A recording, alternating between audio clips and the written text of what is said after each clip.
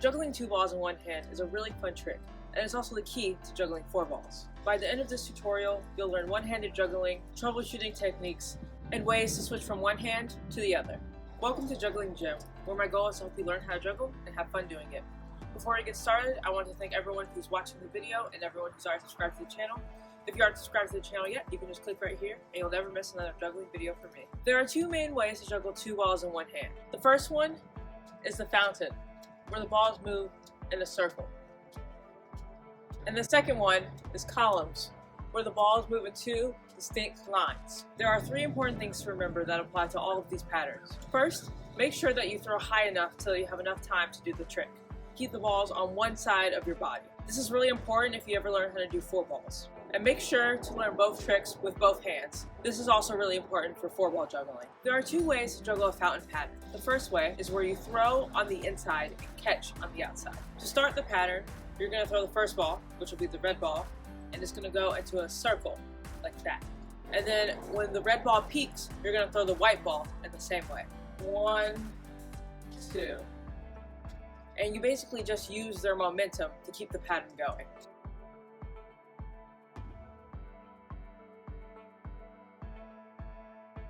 The other way to juggle a fountain is a reverse fountain, where you catch on the inside and throw on the outside. You're going to start by throwing the red ball in a circle that goes outwards.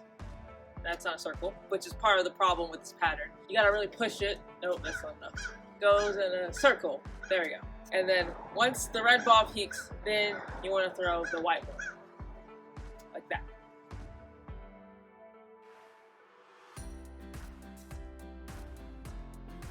Most jugglers, including me, find that the reverse fountain is a lot harder, or it's like noticeably harder than the regular fountain. So learn whichever one is easiest to you first, and then learn the other one. Also, I guess this isn't really a circle, it's more like ellipse, but I just think of it as a circle. Now I wanted to talk about some common problems that you can run into with the reverse fountain or the regular fountain. I'm going to talk about all of these troubleshooting techniques from the perspective of doing a reverse fountain, but if you're having troubles with the regular fountain, just flip everything that I'm saying now. Don't juggle the balls from front to back. Instead, keep everything in one plane in a side-to-side motion. This is really important and it will give you the right technique so that you can learn other juggling tricks. Sometimes it can be hard to keep the balls moving in a circle and they lose the momentum. If that happens, make sure to really push the ball outwards so that it moves in kind of a curve. If you have a collision, that means you probably didn't throw the ball outwards enough and then it went more straight up and down and it hit the other ball instead of going around it. One problem with the reverse fountain in particular is that it will start to go to the other side of your body. So if that happens, just bring it back and try to keep it on one side. So you see right there, it went in and now I'm back to normal. This can also happen with the regular fountain, but that means you're gonna release it too late so it's on this side of your body. So you wanna release it over here so that it just stays on one side.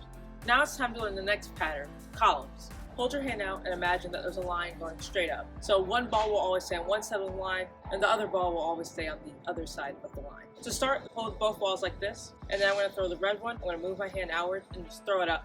And then when the red one peaks, I'm going to move my hand inward and throw the white one up. Then I'm going to move my hand back to catch the red ball, and then it just goes from there.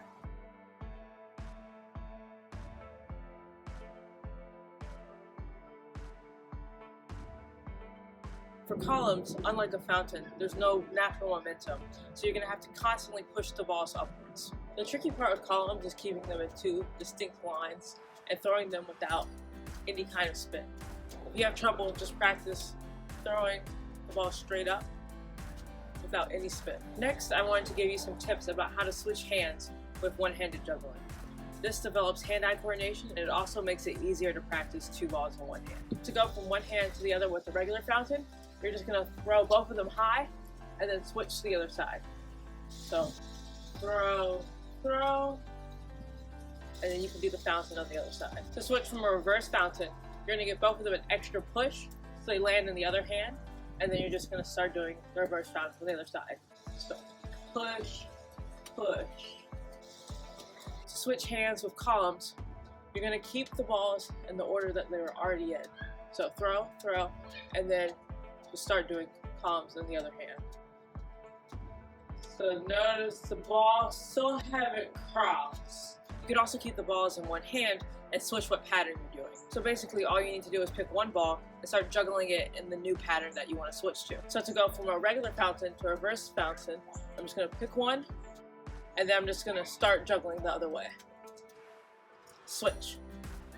And here's a bonus trick for you. If you switch from a regular fountain to a reverse fountain on every throw, we'll notice that you're doing juggler's tennis, but with 2 balls. Once you can juggle 2 balls in each hand, you're ready to juggle 4 balls. And next week, I'll show you how to do just that. Keep practicing and have fun.